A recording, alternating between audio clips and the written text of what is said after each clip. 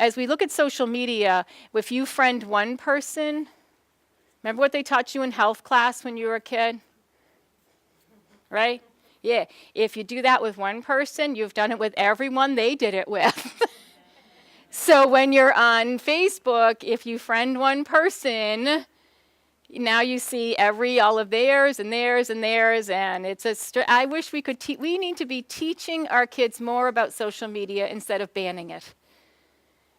Teach them what it really is, instead of saying, don't use it, it's bad. And we in the middle high school, cell phones, oh my gosh, everyone's ballistic over cell phones.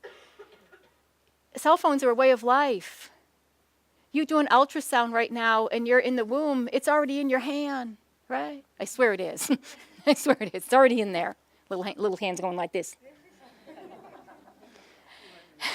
Yeah, they're already on their phones. Yeah, I think we're gonna have no fingers and just thumbs. And they're gonna be in there going like this. All right, that's what's gonna happen to us. So it's a way of life. We have to teach kids how to use it, when not to use it, what social media is, what it implies, all of that stuff, and stop banning it. Huge, huge, huge. Because you know what? Our kids, when it comes to the social domain and social media and electronics, they have no boundaries. Thanks for watching, and I hope you found this video helpful.